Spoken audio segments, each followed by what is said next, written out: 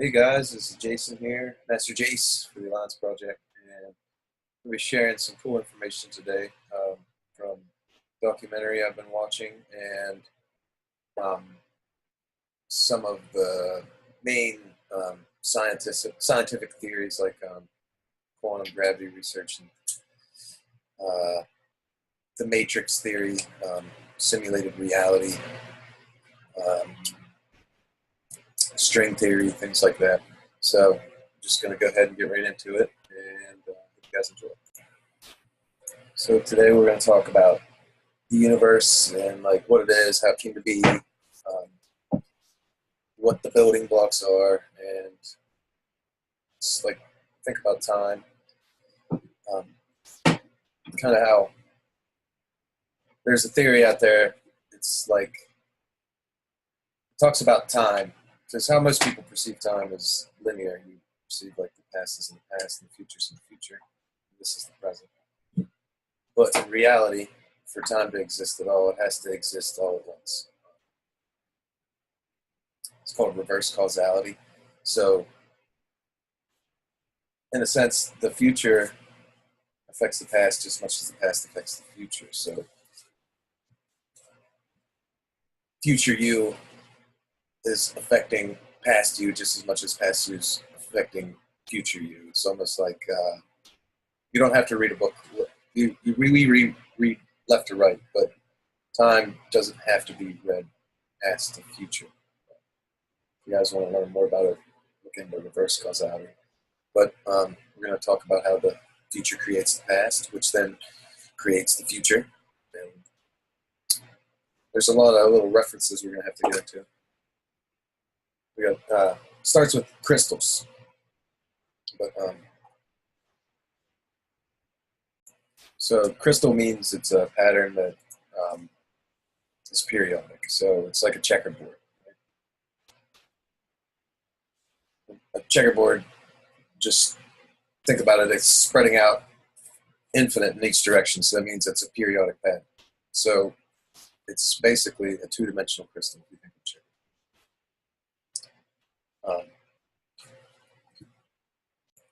So a 3D crystal is just something that has a periodic pattern throughout it. So that's why they call crystal glass and quartz crystals, things like that. That means it's got a crystalline pattern. It's because the atoms in it are arranged in a periodic pattern, meaning it's just kind of like a checkerboard. It has a pattern that remains through it periodically throughout the whole thing.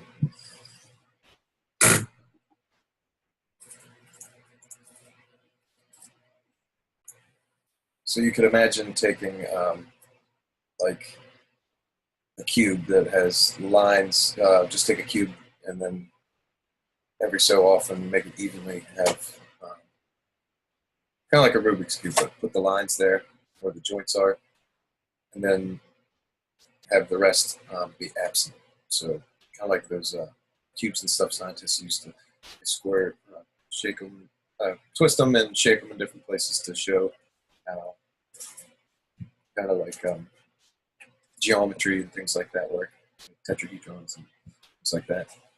So basically, you picture that, and then you take a light behind it, and have that light shine on the floor, and you'd have a three-dimensional crystal projecting two-dimensional crystal. And at different angles, you turn that light, and it could be distorted or perfect, right? So the 2D image also has a pattern, but it's not periodic. So in theory, and just by the terminology of the word, it's not really a crystal. So the projected 2D flat shadow of the crystal is called a quasi-crystal, if you will. That's terminology of it that helps you references and kind of, if you're getting a little lost in the terminology, you could look it up, research it a little bit. But quasi-crystal in a certain dimensional basically is a projection of a crystal in a high dimension. So in this case, we're talking about a three-dimensional object, like a Rubik's Cube. You have, say you have 9 boxes on each side, and you twist it, cast a shadow through it, and you make a 2D image of that. So that's the quasi-crystal, is the shadow. And then the mother crystal is that crystal which is in high dimensions because it has 3 dimensions instead of the 2 dimensions. Right? This is really important when you consider what we're talking about in the simulator of reality, the matrix, if you will. But physicists in Los Angeles are working on a new physics theory for a particular, it's called a 8B crystal. It's projected down to 4D at a very certain angle, which makes it 4D quasicrystal. And from that 4D quasicrystal, you get 3D. So he takes this theoretical 8-dimensional crystal, project it down to a 4-dimensional quasicrystal, turn it at a certain angle, right, with the light behind it, and then you get a 3D quasicrystal, meaning like a hologram, if you will, or a holographic image. You'd have 3D image that you could actually see, like augmented reality almost, like in Star Wars when you're watching these holograms and stuff like that, where the people would be projected up there, like you could actually see them. Same idea. So they think that, in theory, that is like the superstructure that creates all of reality, basically. Now the research says that this is made up of, just like your TV is made up of pixels, it's made out of a 3-dimensional equilateral triangle. So that gets back into the sacred geometry. When you're talking about it, you're talking about the Planck length. So it means the smallest measurement possible in that particular unit of measurement. So that's what they're talking about when they say Planck length. The research says it's 10 to 35 times smaller than a meter. So they use the pixel reference, just like I was talking about. So you got to think of reality as your TV screen, I guess. But instead of TD, you have 2D because this TV screen's 2D. You have 3D. So reality, right? So this 3D pixel is the tetrahedron. And it's the smallest possible building block of our universe, essentially. So it's the smallest possible indivisible unit of reality is how they put it. You add all these tetrahedra inside this quasicrystal combined with other tetrahedra using complex mathematical rules to fill up all the space in the universe, essentially. So they can all be shaped and twisted and turned and connected at different points and things like that, but they can't break these mathematical laws of the universe, right? So that tetrahedron has a few specific states that it can exist at any given moment because of the rules of how these pixels connect to each other. If one tetrahedron's in a certain state, it dictates all the tetrahedrons around it, right? So the weird part of it is if a certain tetrahedron can be in one state at any given moment, then basically think of it like a computer program. There has to be something deciding what code has to be read. So you gotta think of it as what decides the state of that pixel, right, in our reality. So who or what chooses that state, right? So when you think about science, just period, they're wanting to know the why and the how of everything. So essentially, just by terminology, science is kind of just like religion. It's the pursuit of knowledge about God, the source. They're trying to figure out who's, what's, where's, why's of what is and what created us. So there has to be something deciding the state of these pixels, right?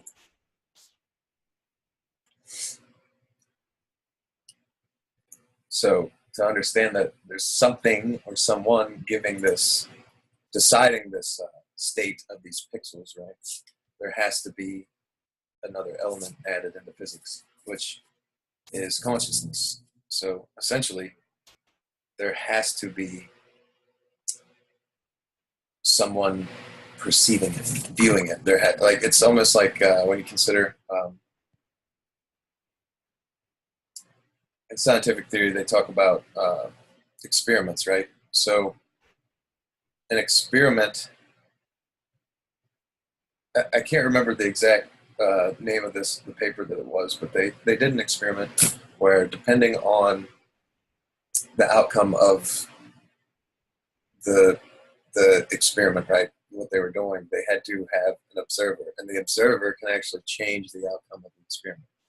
So it was really weird to see that, but it means that there has to be some kind of consciousness involved for anything to really work or be perceived, right? So when you think about consciousness, you got to think about, we don't, the reference they use is that they don't know the exact speed of light. We can measure things, but we're always restricted by the accuracy of the device that we use to measure things.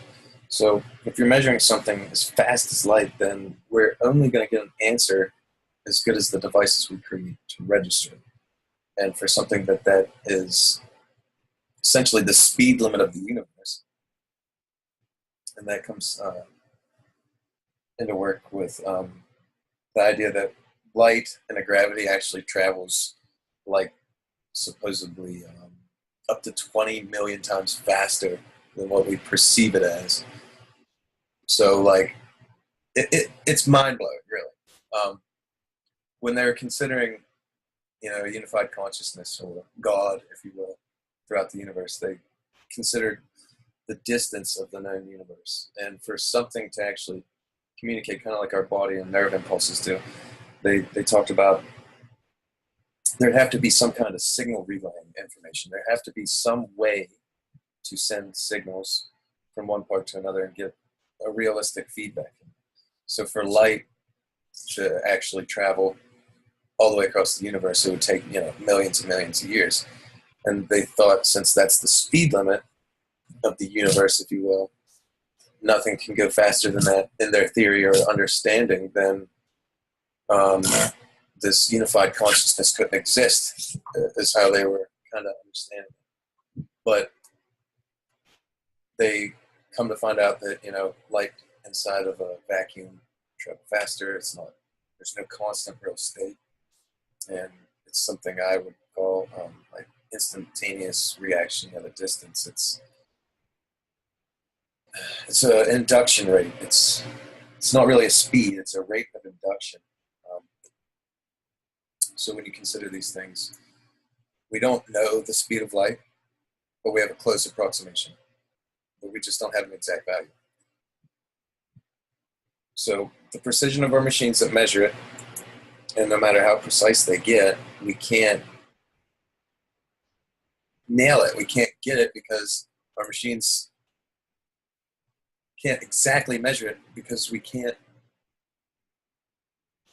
don't understand the theory of what it is or why it is, right? Nobody has correctly explained this. They try to explain it with photons, right? Like I said a couple times before. But for something to act as a particle or a wavelength, it would mean, like, if it's a particle, it has to be solid. So the easiest way to look at it is, like I said, you take a light bulb, put it underwater, nothing comes out of it. So it's sealed. So if you turn that light bulb on, something's coming out of it. It's emitted from it, right? But there's not an actual particle traveling through the glass, right? But it can come through your window, things like that. So if it's a particle, how's it traveling through your glass? Because it's, atoms can't pass through atoms, right? So Without a theory of why and what it is, we can't actually correctly measure it because we don't know how to set a parameter for our devices, and then the precision of our devices are always going to be inaccurate to some degree, right? So without a theory, we cannot measure it. So none of the current physics theories do that. They don't understand the why and the what of what creates light.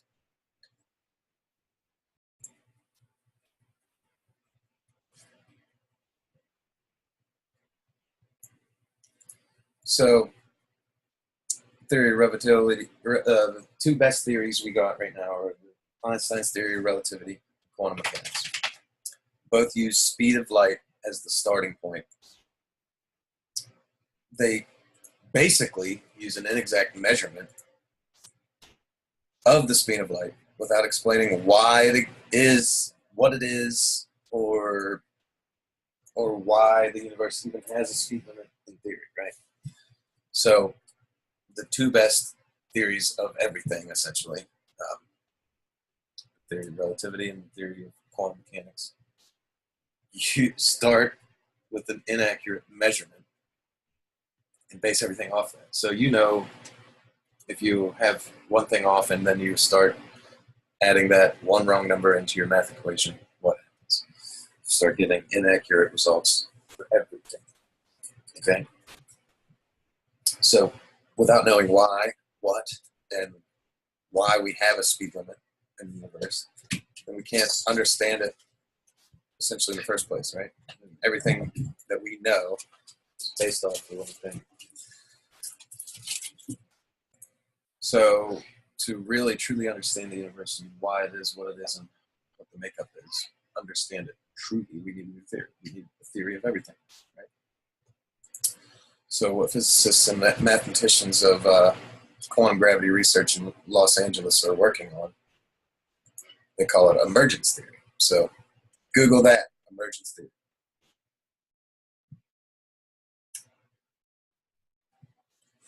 But for the first time ever, it'll actually give an explanation of the speed of light and other constants, like Planck's constant, fine structure constant, and other things like that. We need a theory of everything. A theory that explains the fundamental aspects of reality. String theory, which held a lot of promise, basically, for possibly being a successful theory of everything, has not made successful predictions. And regardless of predictions, the theory itself isn't actually a theory of everything, because it's just not. Because it can't explain the speed of light or other constants. So there you go.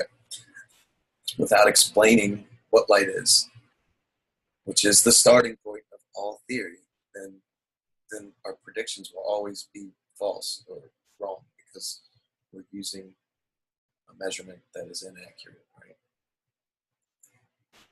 We need to understand these fundamental constants, like why does the speed of light have an exact value?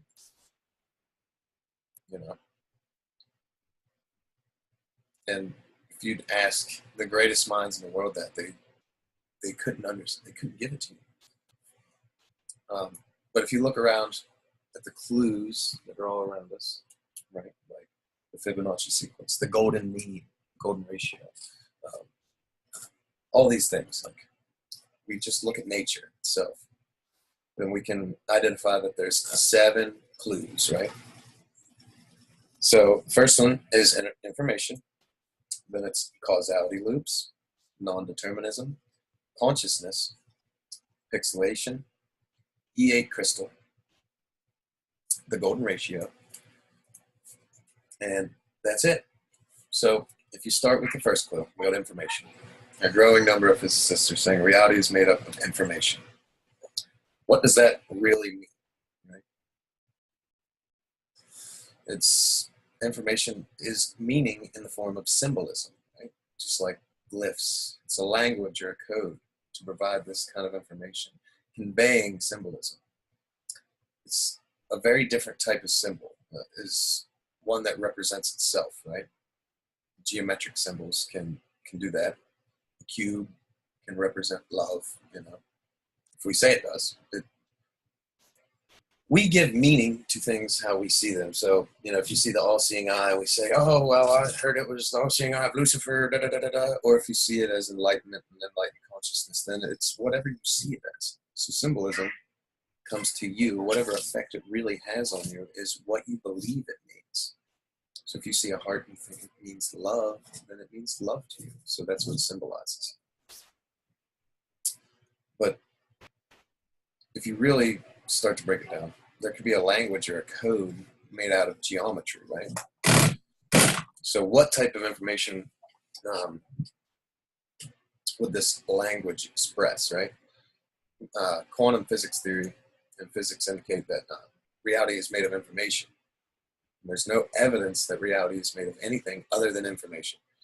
Many physicists agree with this, and many don't. But those that don't agree that reality is made up of information have no explanation for what reality is if it's not made of information. So if you think of that, then you just have somebody being stubborn. Like they're fighting over what information is, right? Like what makes up the world, the galaxy, the universe? Information. There has to be information. They'll just say, no, it's energy. But information, energy is information, right? There's a potential for a particle to change its position, right? So there's the idea that it's information, period. There's, no matter how you look at it and break it down, everything is information, correct? I mean, simplest way to look at it. So if you consider what's not information and what is information, there's it's kind of the wrong way to put it. Everything is information, and anybody that doesn't believe that is kind of being stubborn, basically. So the people that are arguing it are just not seeing the big picture, right? They're getting stuck in this viewpoint, this perception that they have. Right? And to really take this theory a little bit deeper, you got to consider everything is geometric. Reality is geometric.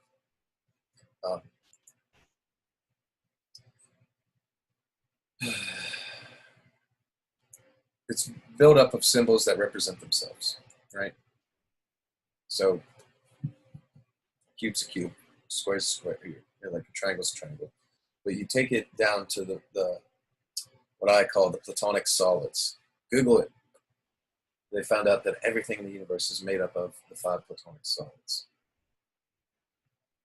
And what they are shapes like dodecahedron, a sasahedron, laterals, everything like that. There's 5 of them. And each of them have an elemental sign about them, like earth, air, wind, fire, consciousness, things like that. Back in ancient times, it was actually an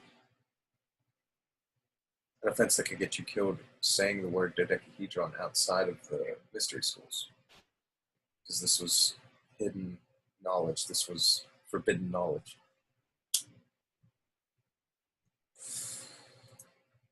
So reality can be made of pure information, since essentially they are made up of shapes and symbols that represent themselves.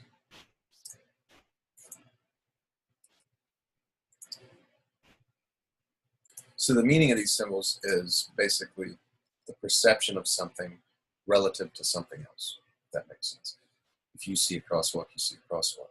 If you see a heart, you see a heart. Some people see this and get this out of it. Some people, it's all about the perception of somebody using their own database, their brain, their memories, their understanding, their perception of reality, right? So you have to have that to consider that the universe is made up of information, which is made up of symbols that represent themselves, okay? it means that it requires choice, right? Just there has to be consciousness. There has to be a chooser. There has to be somebody deciding things. Okay, there has to be somebody perceiving reality for it to exist. That means consciousness has to exist, and for the fundamental building blocks of these things to exist, then that means there has to be some kind of unified consciousness or reality is a simulation. There's only two real places you can go with this, you know. Either we live in a matrix, or there is a unified consciousness that we can all tap into. So that since information and meaning is subjective, then it means for it to even exist, it has to be perceived or measured by some form of the next clue, consciousness, number two, right? And when you talk about causality loops, right? So if you go back to Einstein's work, he proved that the past and the future exist simultaneously. In one geometric object, right?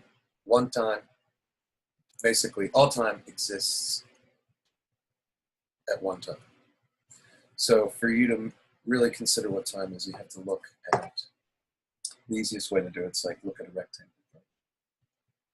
You have the past, you have the future, and you take this building block, right, and you could read it left to right. And you take the Planck length, the smallest sliver of time, right, and realize that everything exists at once, okay? So all time exists all the time.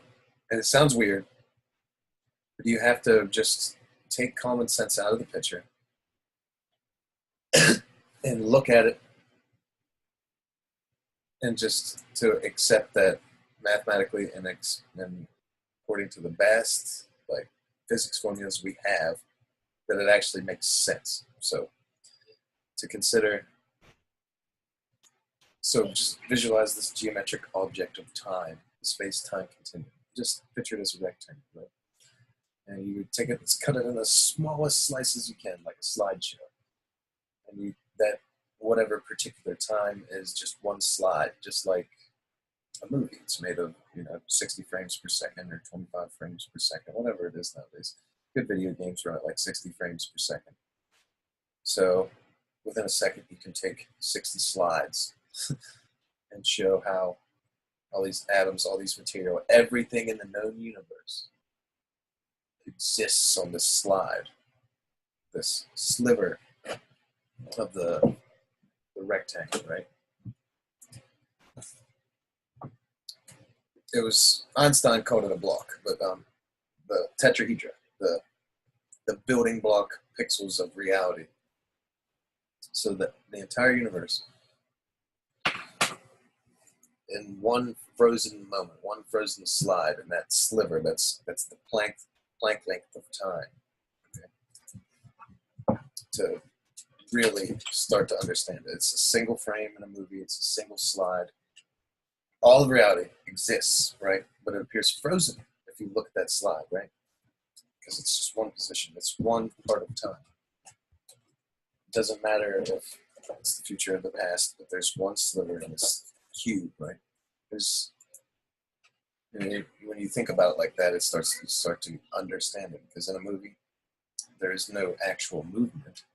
It's just a bunch of still images, still pictures of time played together like a footbook to give you a perception of movement, right? So we understand that everything's kind of like frozen frames of reality, right? Everything in existence in this cube, this block, as Einstein put it. So the Planck length of time, the smallest measurement of time, is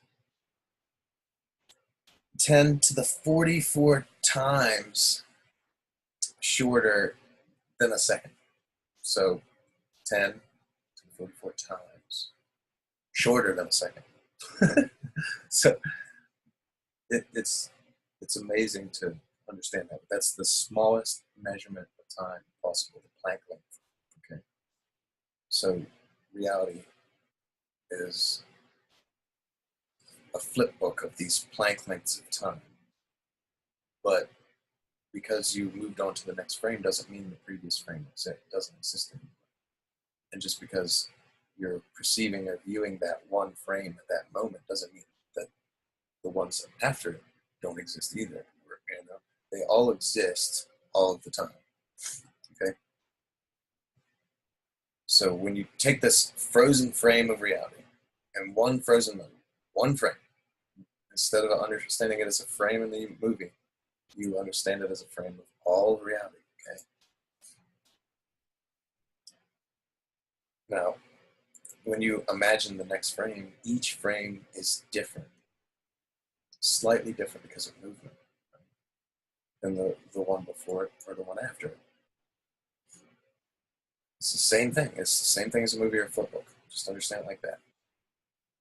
When you start perceiving that, then you understand that all frames exist at all time. At one time, all frames exist. Okay, and that slight movement is the only difference in time. Okay? Space, time, continuum. You understand the time aspect. The space aspect is the movement. So now, here's where things get weird. Okay, we assume. This is back to the point I was trying to make, the causality loops. We assume that the past creates the future. From our perception of time, you know, things can't go backwards. But when you look at the book, but if you look at this cube, right, just picture this cube, then why would one side be the past and one side be the present? Why would one side be the past, one side be the future? Why would you have to read it left to right? There's nothing that says that. So understanding this, understanding that, why can't the future influence the past? Why have to read it from past to future? You don't. Einstein proved this. You just take away the past and future concepts and understand that the past can influence the future, but the future can also influence the past. It's an endless feedback loop. Okay? Reality. If you really think which part of the past is influencing which part of the future and vice versa, all time is affecting all time, all of the time. It's a lot to take in. That literally means that past you is influencing future you. Future you is influencing past you. Meaning it's like a feedback loop. Okay. Deja vu. So you 5 minutes from now influences you 10 minutes ago, just like you in the future influences you as a baby, as you as a baby influences you as you die.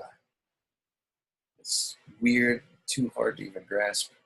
Our human state is very hard to see it that way. But to realize that every moment is co-creating every moment, and there is no future or past in the sense, it's just perception. Then this huge neural network spanning space and time is the type of network that would have one way stranger quality that we even talked about today, basically. It's its own creator. So that's where we get to the next clue, which is called non-determinism. It doesn't mean that the future's written in stone, unless it was some kind of like programmed movie, right? Some kind of simulation. Think about that.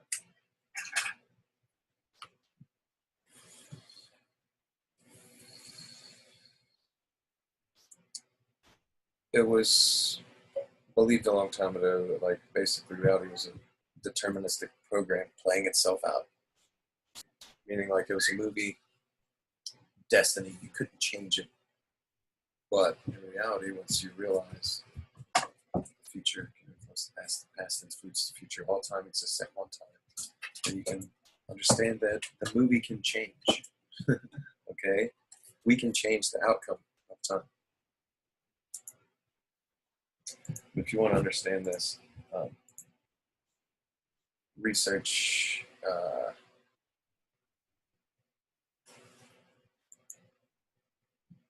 it was called the double slit experiment. It ruled out determinism. So you need to look it up if you've never heard of it. It's basically it's the cornerstone of modern physics. Okay.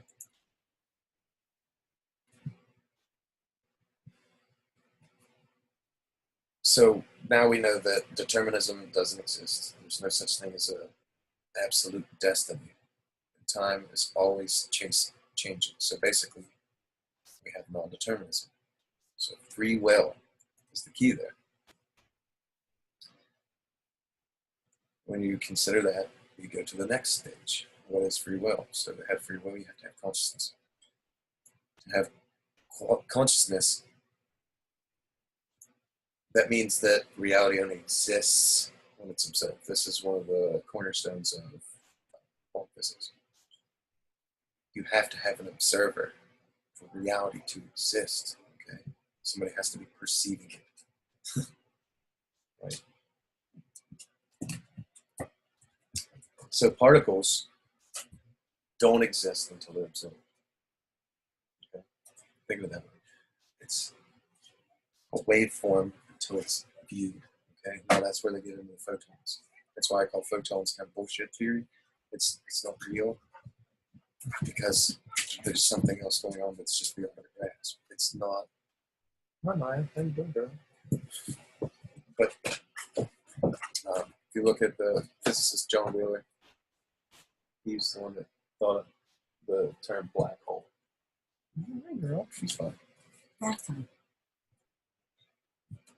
But reality is made from information, which is created by observation. So the observation has to be made by something conscious, right?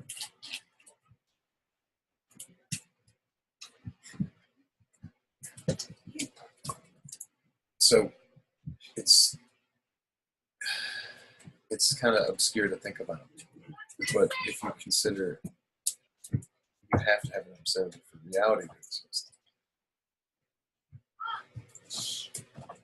So how they put it was it has to have a model entity whose states correspond to a recognizable caricature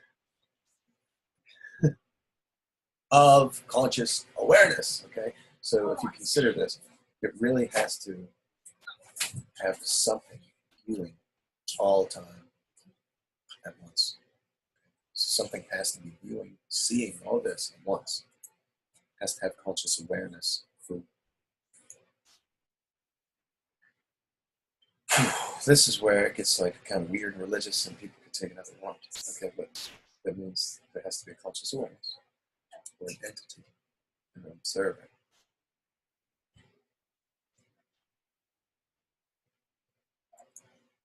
He's talking about an entity, not necessarily a human being or an animal, that is capable of generating information by observing and measuring things. Okay? What would that consciousness be? We know that consciousness exists. It's like I'm conscious, you're conscious. You're conscious watches things. Like, everybody's conscious, okay? Except if you're like knocked out, I guess, but you're still conscious, right? So to consider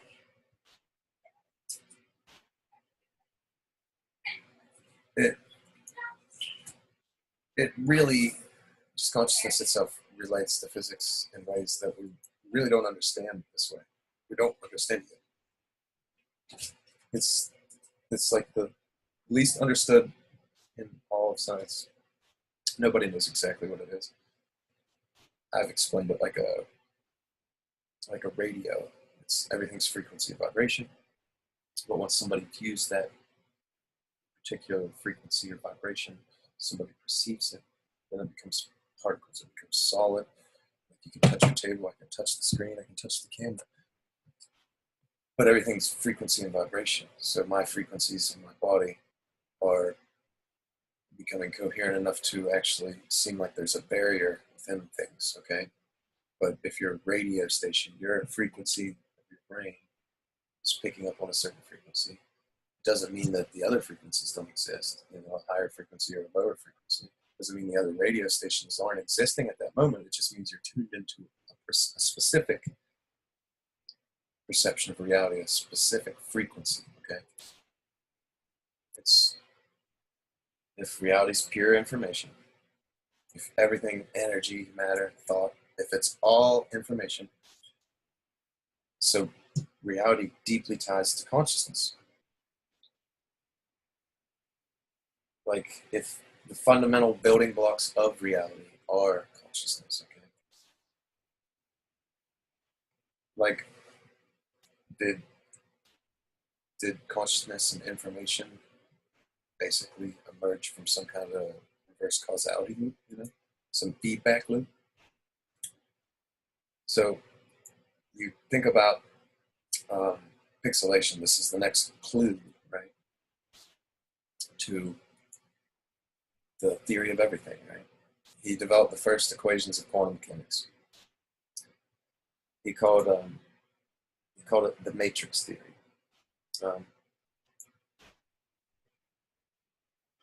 He deduced that space and time are pixelated, the indivisible three-dimensional Planck length units, just like the two-dimensional pixels on your computer screen or anything.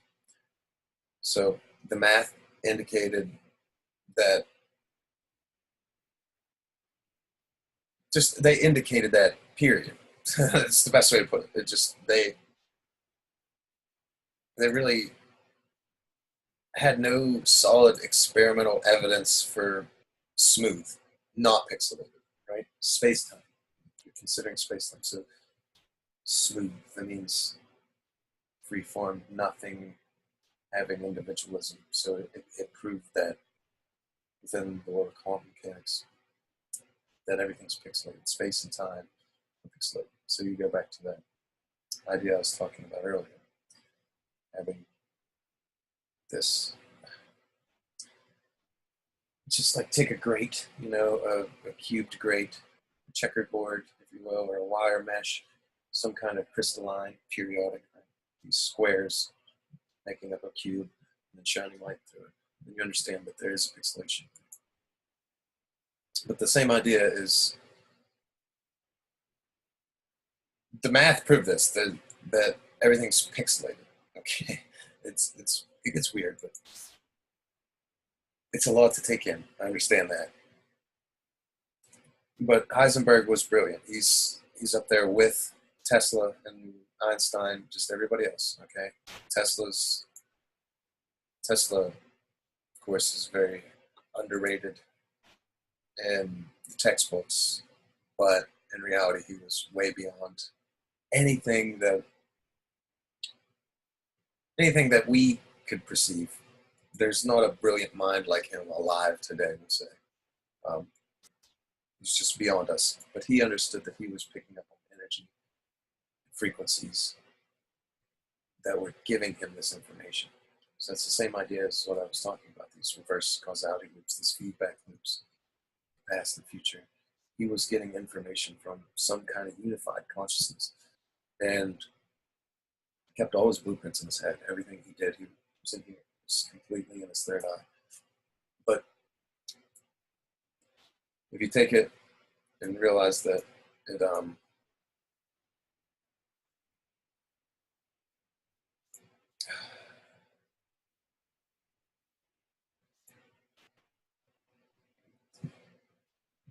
it has to be pixelated, basically, right?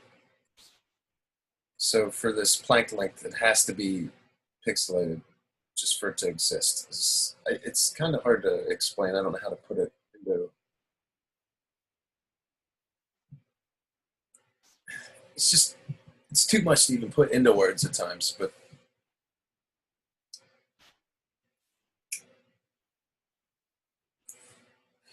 so we basically believe that without a quantum gravity theory that directly explains the why and what's of light, then we understand that the pixelated space-time is really confusing. The basic way to put it is we don't know, but we do know from the clues we have that everything is broken up into what we call pixels, very small parts, okay?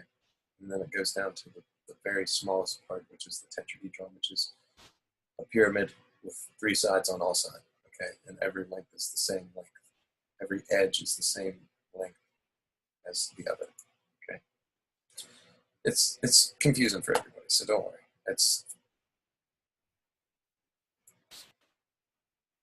So to really understand it, you got to think of what kind of geometric code would describe a pixelated reality. So we go to CERN and look at things and realize that CERN is smashing particles together for 80 years, trying to reenact the moment of creation, right?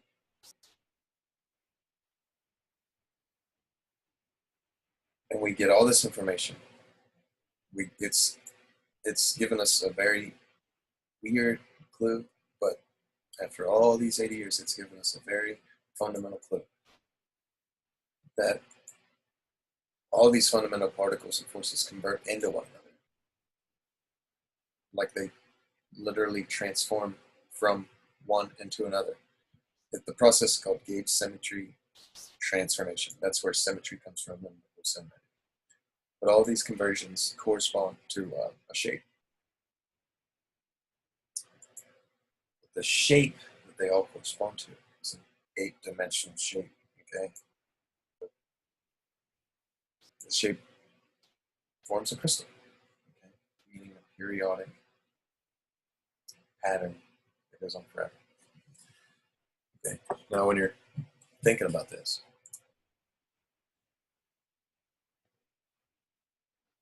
like a periodic pattern of a certain shape, it could be triangle, square, cube, just anything, 8 sides, 9 sides, whatever, but it has to be a periodic, meaning repeated picture of the same shape over and over, like a checkerboard, but with different shapes. Okay, with this quasi-crystal.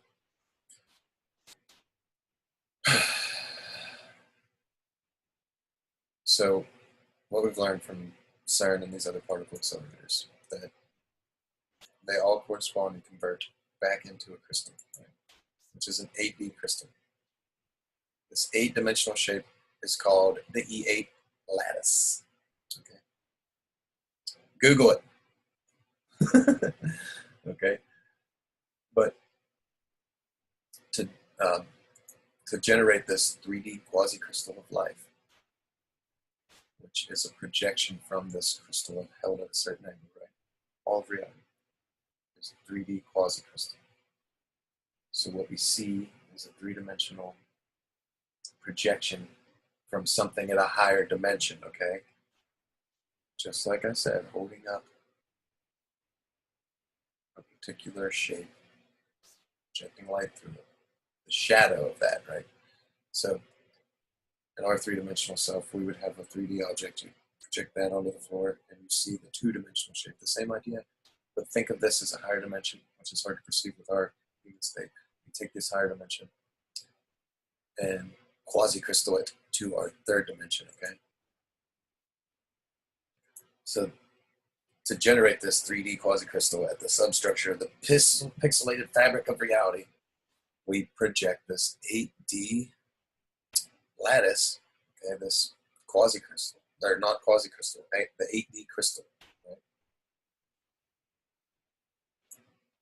We take it to 4D, okay, we project it to 4D, take the 8D, project it to 4D, and take it at a certain angle, and we derive that to 3D, and we get a 3D quasi-crystal. So if you take a cubic lattice, like I was saying, and the this is the basic substructure. It's a cube. The Rubik's cube. Think of it the same way. And think of this cubic lattice, this 8D crystal lattice structure. Right?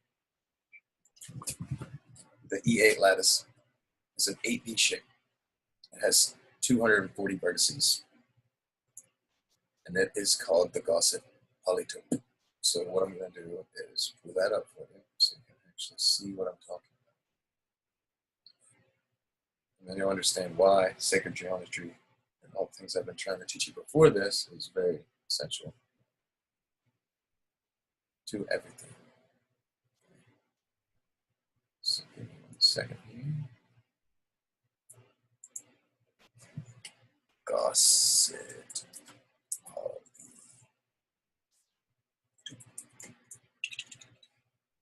images. Okay. Bingo. And now let me go to screen share. Share screens. Sorry. Share. There you go. Okay. So it's 240 vertices. So this shape is what is projected with light to a 4D state, and then which is projected to a 3D state at a certain angle, and it creates all of reality. So essentially, light hitting this shape creates a 4D quasicrystal, which is then created, cast down to a 3D.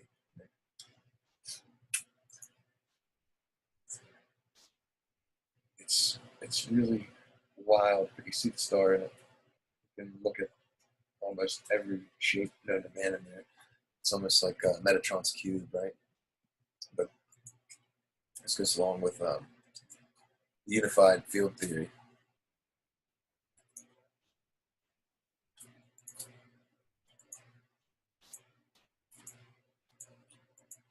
Very complex. Okay.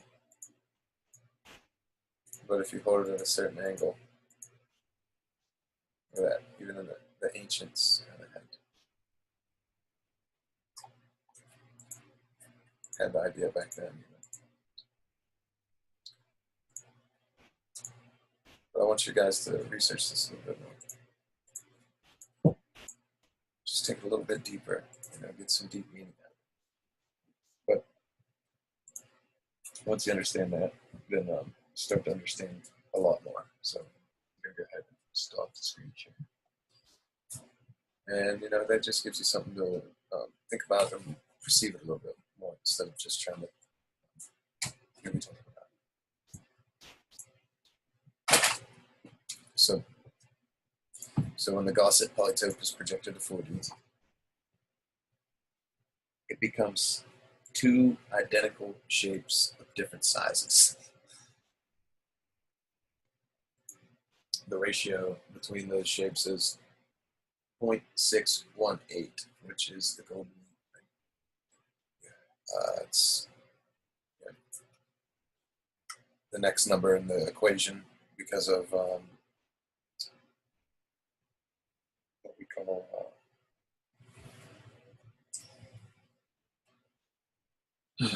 the golden mean, the Fibonacci sequence. The same idea. You add the one before it, right? So you have 1, 2, 3, 5, 8, 13. Go on forever that way. So that's the golden mean. It's projected all across their body.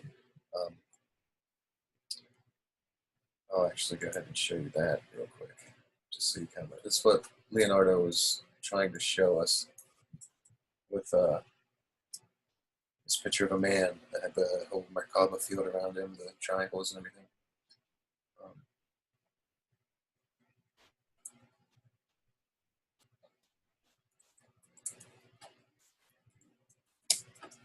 It's the Fibonacci sequence, right? I've showed you guys this. And these actually kind of goes into part 3 of what we're going to talk about in my other video that has to do with the short little series I was showing. But let me pull up something.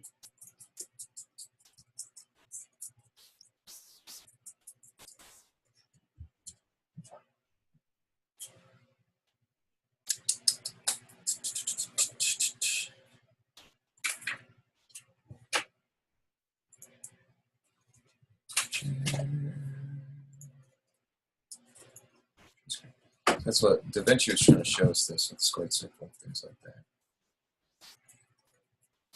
I actually just lost connection to my keyboard. But yeah, I have a Bluetooth keyboard and it's a pain in the ass. But it shows you that like the human body is made up of the same idea. We have these energy fields around us, but the idea is like you can take this Fibonacci sequence and figure out about how tall a person is, how long their fingers are, everything in it. So one part added to the next part decides the next part, if that makes sense. That number is 1 over 1.618, or just 6.18. It's the easiest way to look at it. But that is present throughout nature, everywhere. Okay. And get this up here, stop the share.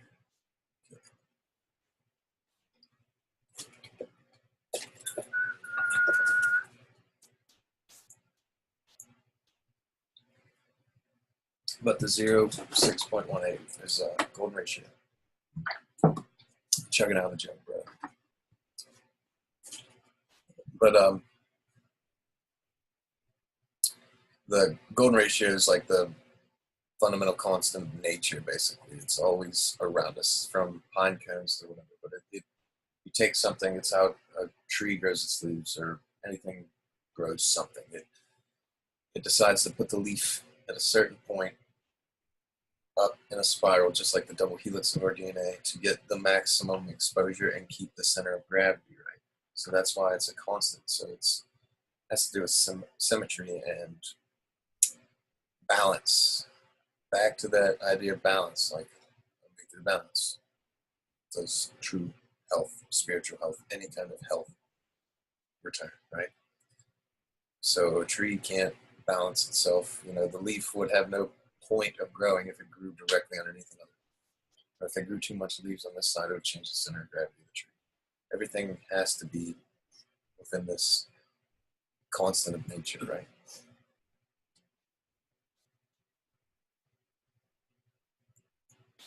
So these equilateral triangles have that math involved with them, and it's everywhere in the universe.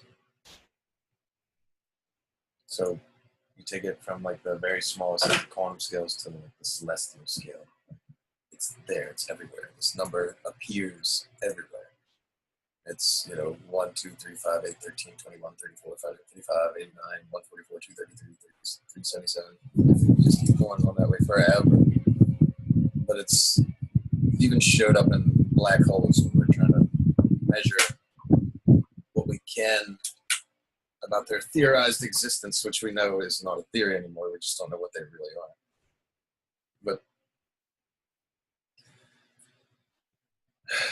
you got to understand that, okay, like, fun fact is like the golden ratio is the precise point where a black hole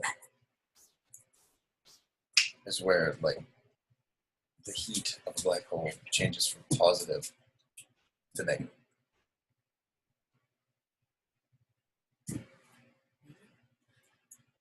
It's like the point where space-time starts turning itself inside out. It's present throughout everything, but really like shows up a lot within.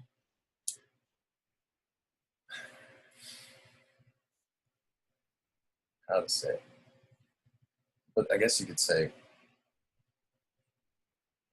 shows up a lot with when you're using measurements concerning black holes and what they are. So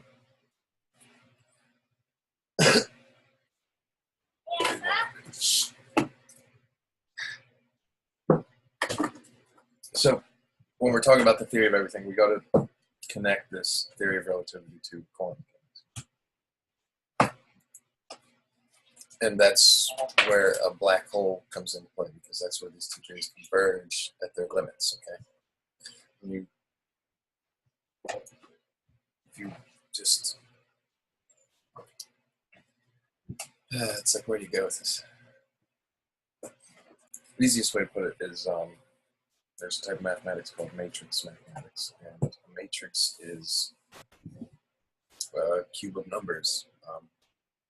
To say there's 4 numbers, you have 2 here, 2 here, just make a cube of them. I mean, there's 16 current possibilities of that matrix, right? So a matrix is just a group of numbers that's arranged in columns and rows. So that's why when you watch the movie The Matrix, there's just columns and rows of numbers. There's a certain amount of combinations for these numbers inside the matrix. So if there's 4 numbers inside of it, then there's 24 different possible combinations for it, right? So quantum mechanics uses these matrices that are binary. They just basically use combinations of 2 numbers, and each of them has a number, has a value. So it's called the eigenvalue, E-I-G-E-N value. To try to break down quantum mechanics, you understand that they're called trivial. So like values of numbers like 1, 2, and 0. And the non-trivial ones are like complex numbers with like decimal points, right?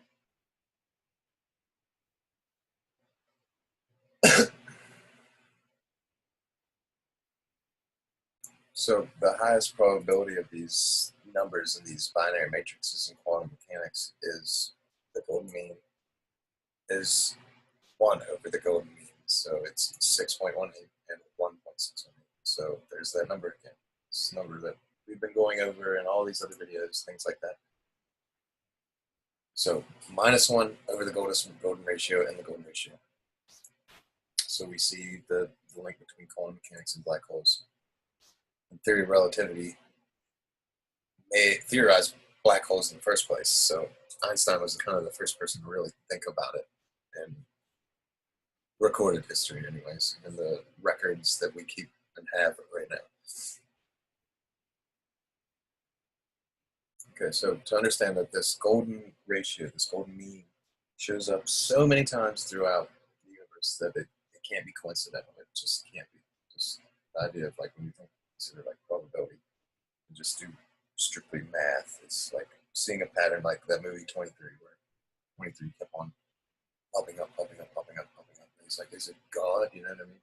It's the idea like I call physics and I call science of 9/23, like this whole September 23rd thing. It was the idea of coming from like an illusion to enlightenment, like from man to God. And they just 9/23. It's numerical. So it's just watch the movie 23 and it'll blow your mind. But same idea. It shows up so many times that it can't be a coincidence. So in the past, they just ignored the occurrence of this ratio. They had no way to explain it, so they kind of just stayed away from it. You know? Science does that often. A lot of people just they stay away from things they don't understand or can't explain because it makes them feel inferior. And a lot of scientists don't like that feeling. But it's the whole idea of what science is understanding of reality. So this quantum gravity theory basically predicts the golden ratio. Mathematics is everywhere. They can actually mathematically predict it now. So there's actually the top scientists in the world, so the amateurs of the past, are working on stuff. They're not called like pseudoscience anymore. It's a reality, you know. 10, 15 years ago, that'd be a different story. So to have the theory of everything, and actually make it work, you have to have an answer to these 7 questions of information. Causality loops, non-determinism, consciousness, exhalation, the E8 crystal lattice, and golden ratio. You have to explain these things all, which will give us an understanding of what light is, why it is, and how fast it is, okay? Which will give us a solid theory of everything. Okay? So this is what they're working on with that reference I gave you at the earlier part of the show. Now, this is the word of one of the scientists there. He says, so they think reality is a mosaic-like code or language at the smallest scale of reality possible, which is the Planck link, right? Just remember that. And they took particle accelerator data, and it tells them that all particle and forces relate to one another according to a higher dimensional crystal, that E8 lattice that I was talking about. So that's how they all transform into one another. So there is some kind of unified superpower, the Big Bang, this ball of everything at the beginning of creation and at the end of creation, right? Everything's coming from and going back to the same thing. But we can only perceive things as 3D. So you take this E8 lattice and project it down to 4D and project it to 3D, and that's how we're perceiving it. So we projected this slice of the E8 crystal down to a 3D, which produces a quasi-crystal code or language, and that allows these geometric symbols to build up to an ordinary world of particles and forces that we see around us.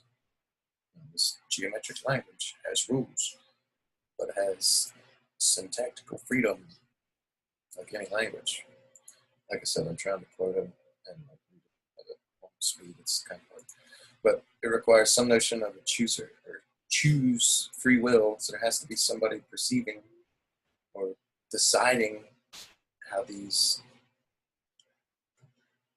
very small building blocks, these pixels, right? Choose the free steps in the language. No. So the notion of randomness doesn't work at all, because we're talking about codes, right? Because the meaning starts to break down if it's random. There's no decent experimental evidence for randomness in nature in the first place, right? Because the golden mean, all these things, they show up. If you have something happen so many times, it's not coincidence, right?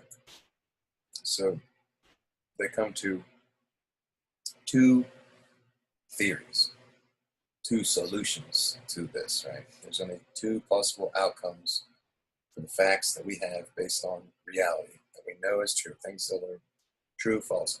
So there's 7 clues I give you. There's only 2 outcomes of what can happen. So that means a universal collective consciousness, God. It sounds like New Agey and religious and things like that, but there's also something being discussed nowadays that reality is code-based simulation in some fantastically powerful quantum computer in another universe, right? So this is this is the only 2 outcomes that you can have from theory of relativity, quantum mechanics, being unified into some unified theory of everything, and that's the only 2 outcomes. There's either unified collective consciousness that we can all tap into and we're all a part of, or life is a simulation in some crazy computer code, a matrix, the Matrix, the movie, the same idea, projected from this quantum computer from some other universe. So if that's true, then by the same logic, that other universe where the computer running the simulation of our universe is would also be a simulation of another universe projected from another crazy quantum computing device somewhere else. So it's almost like putting a mirror in front of a mirror and having it angled right, so you just have like mirrored images all the way back. But so the idea of like it's a little shaky and weird, but it's being discussed by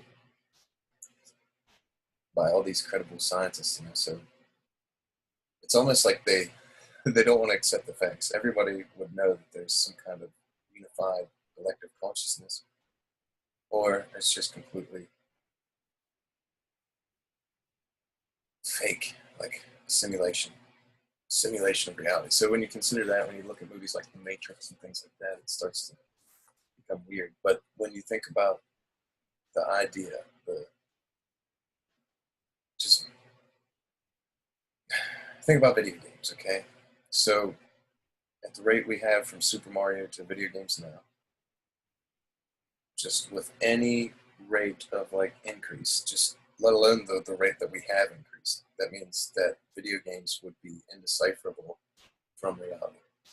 So given a long enough timeline, blam, we could do this. We could easily simulate reality and have it be indecipherable from the real reality. Okay. So what if something beat us to the punch in creating this, right? But it takes a lot. But it turns out that a universal collective like consciousness of some sort um, is probably inevitable, basically. You don't have to make it spiritual or religious or anything. You just start with the idea of, you think, so you just take the idea of single cells in your body, a single celled microbe living its life. Basically, a long time ago, only this sort of cellular life form existed here, like single celled organisms, here on Earth. Anyways.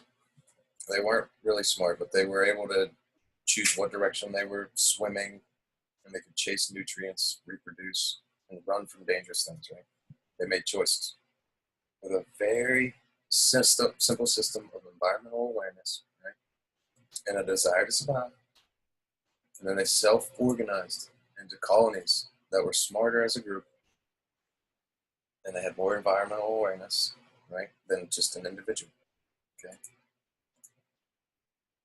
Then eventually animals, like humans, that they emerged. We came from these collected cells that decided to organize into colonies, become more aware, and we emerged from that, and we have sophisticated forms of awareness and consciousness. And now we have this ocean of 37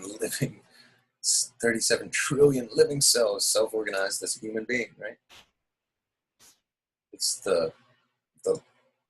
it's specifically the laws of physics that caused electrons and quarks to self-organize and into 81 stable atoms formed from that into human consciousness. Okay? And physics places no upper limit on the amount of energy and matter that can self-organize, okay, into consciousness systems. Okay? So if you just take of what we understand of cells, how we became what we are, not taking the idea of genetic manipulation, everything, just the natural evolution of things, and how microbes and colonies and things like that happen, right? And understand that physics puts no limits on the amount of energy or atoms that can self-organize into these consciousness systems. Put it into a long enough timeline, then everything that's possible happens, okay? Physics allows the possibility of all the energy in the universe eventually to convert into a single consciousness system that is itself a network of other conscious systems. A massive technologically based collective consciousness, okay? Given enough time, anything that can happen will eventually happen. By that axiom, this system of universal consciousness has already emerged somewhere in the frames of space-time, ahead of us, behind us, right? We were already talking about this block, right? So it's already done this, okay? Because it's inevitable. In fact, according to the evidence of retro-causality time loops, that inevitable future is co-creating us right now, just as we are co-creating it. So when we discover this theory of everything, it'll bring in a whole new age of prosperity. We'll completely change the way we view, think, perceive reality, right? Like clean, cheap energy, free food, like just a good place to live where because everything has everything's best interest and it's thinking of the greater good.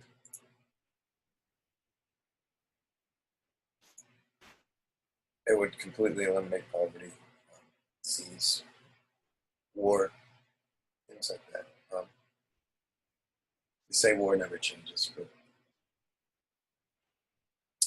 there has to be some point of balance. And if we would organize, or already have organized, into this collective consciousness, and we understand that it's already possible, then we can see that the powers that be have taken this power, our co-creative power, away from us.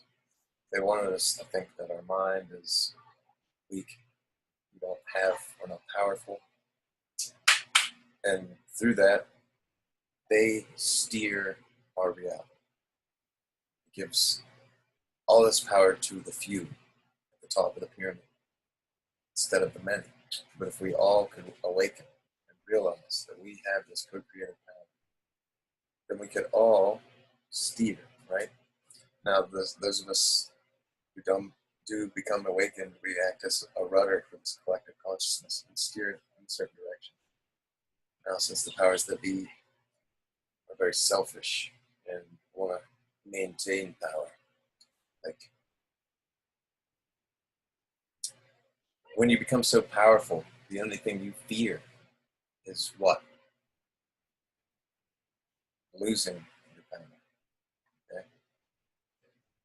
But if we're all collectively involved and come together as an alliance, steering this mass consciousness, or God, if you will, the universe towards an age of prosperity, then life will be better. So what we need to do, stop being selfish. Nobody's perfect. Realize this. But strive for that perfection. Strive to be a better person. Do something every day. You know, if you get it popped up in your mind to like do some push-ups or exercise, read a book, then do it. It's something inside of you. That's that unified consciousness. That's that higher awareness. That's that enlightenment trying to break through. That's your higher self. That is, some people would call it your spirit guide. That is the connecting to your higher self for that moment. And if we choose to ignore it, that's just laziness, okay? Now, everybody does it. I'm far from perfect, okay? I'm learning just like you're learning. I've been given a gift to understand things, break them down, and pass them on to people without having a crazy terminology involved all the time. It's just one gift I was given is a way to put words to my thoughts and share these thoughts, convey these thoughts to others so they can understand things. And once they have that understanding, they can put that to use. So I want to use my voice for good. I've been trying, and I've been absent. But I have a baby boy on the way that we just found out about. It's making me want to better myself. I'm not doing the best job, but I'm trying, okay? I mean, I need to quit smoking, things like that, cigarettes, all this stuff. And there's a lot of things I can quit and start picking up on. But the idea is to stop, realize our faults, become enlightened, and become better people. So the idea that we're living in a simulation seems a little bit more far-fetched when we realize the other option of universal collective consciousness.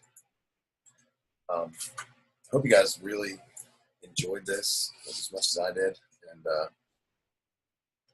please comment away, ask questions, state your opinion, do whatever you can, but whatever it is, just be kind, and remember everybody's fighting a battle, so be kind, stop complaining. It's not all about you. Move forward. Let's progress together, let's better ourselves. If we can do that, the world will be a better place. So hope you guys enjoyed this. Have a couple more shows coming up. I'm going to go over some old documents talking about interdimensional beings that were released by the FBI. Show the paperwork and the evidence that supports it. And it goes along with Roswell and a couple other things, the atom bomb, and also I'm going to go into the released FBI document that shows